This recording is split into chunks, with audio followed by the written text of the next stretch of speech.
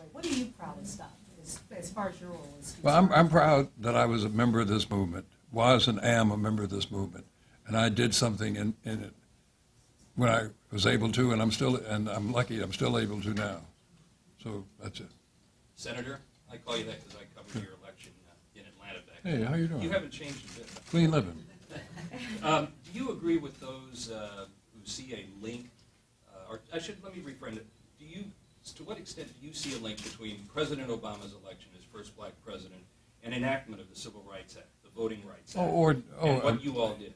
If it had not been for the actions of the Congress when it was at its best, President Johnson when he was President of the United States, a succession of other presidents who did this, that, and the other thing, if it hadn't been for the forward progress we've made, Obama would not have been elected president. That's just certain. No one can dispute that. It's arguable that his re-election was a greater triumph than his election. I don't know how you can argue that, but I think it's true. I say it myself many times that his getting re-elected was more difficult than his getting elected the first time.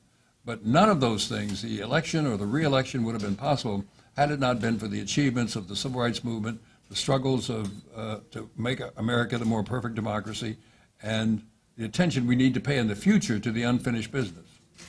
Back in the day, could you ever have envisioned the election of a black president? I could have envisioned that it would happen someday, but I didn't envision that it would happen when it did.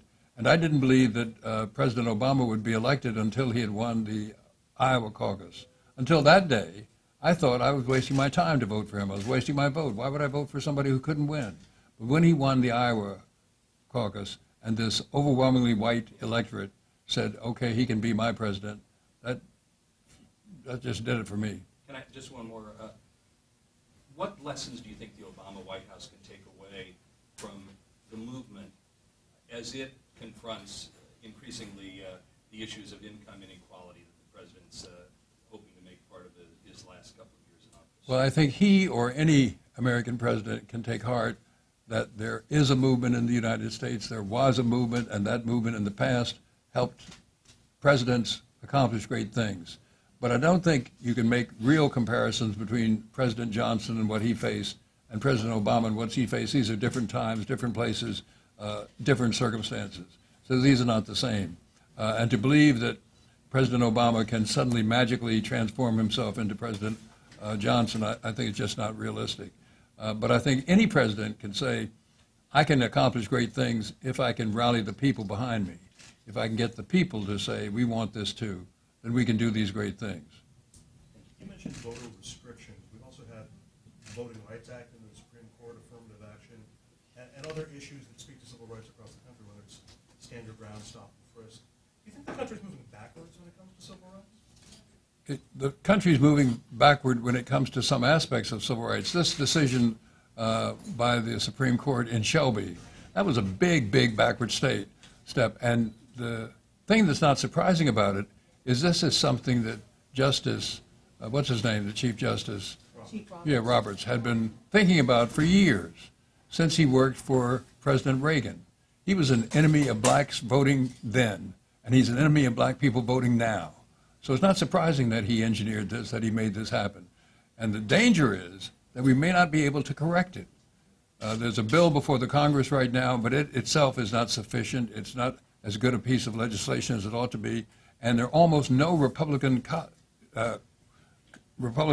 signing on to this bill, and so the chances of it passing are fairly slim. But I'm an optimist. I usually think the best thing is going to happen, and I hope I'm not wrong now. What might those remedies be short of the ballot box? Well, they could be found in the Congress. It could be the Congress. The Congress could say, oh, the Supreme Court has made a terrible mistake here. We've got to correct it. And they could correct it. Now, whether they will or not, I don't know. And as I say, there are not enough Republican signers right now to make that happen. But strange things always happen. In the bigger picture, what sort of work remains undone? What still needs to be done here 50 years since the Civil Rights Act passed?